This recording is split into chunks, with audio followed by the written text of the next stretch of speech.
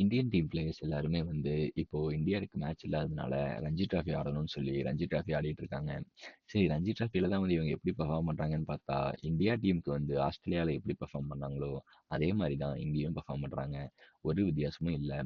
முக்கியமா அவங்க ஸ்டேட் டீம்ல நல்ல நல்ல பிளேயர்ஸ ரீப்ளேஸ் பண்ணி இவங்க ஆட வந்தாங்க. ஆனா, அதுக்கு கொஞ்சம் கூட ஜஸ்டிஸ் பண்ணல யாருமே. ஃபார் எக்ஸாம்பிள் ரோஹித் சர்மா வந்து ஒரு பிளேயர ரீப்ளேஸ் பண்ணி வந்தாரு. அந்த பிளேயர் வந்து ஒரு யங் பிளேயர். போன மேட்ச்ல 148 ரன் அடிச்சிருந்தாரு. ஆனா, ரோஹித் சர்மா மாரி ஒரு பெரிய பிளேயர் வந்ததுனால, அவரு வேற ஆப்ஷனே இல்லாம உட்கார வேண்டியதா போச்சு. ஆனா, ரோஹித் சர்மா ரன் அடிச்சாரா அப்படின்னு கேட்டா, இல்ல அடிக்கல.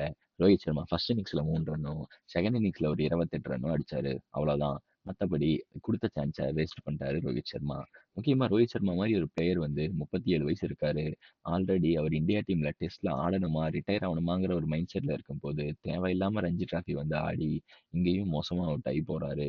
இதுக்கடுத்து நெறைய பிளேயர் வந்து எஸ்எஸ்வி ஜெய்ஸ்வால், அதுக்கடுத்து சுப்மன் கில், ஸ்ரேயாஸ் ஐயர், ரிஷப் பண்ட் அப்படின்னு இவங்க எல்லாருமே ரஞ்சி டிராஃபி விளையாண்டாங்க. இவங்க எல்லாருமே வந்து நல்லா விளையாடல. எல்லாருமே சுமாரா விளையாண்டு சுமாரா அவுட் ஆயிட்டாங்க.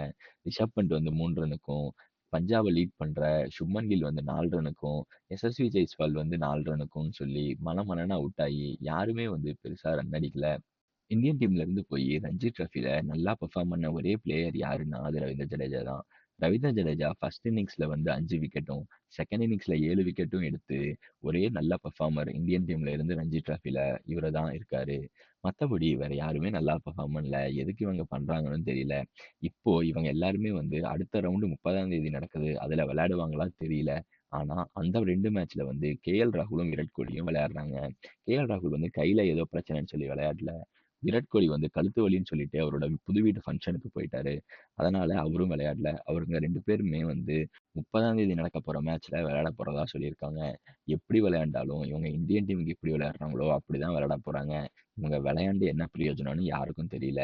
பார்ப்போம் இதெல்லாம் வந்து எங்க போய் முடியுதுன்னு. ஆனா நம்ம வந்து அடுத்து இந்தியா, இங்கிலாந்து சாம்பியன்ஸ் டிராஃபி இப்படி நெறைய சீரிஸ் இருக்கு. நம்ம அத பத்தி பார்ப்போம். Thank you.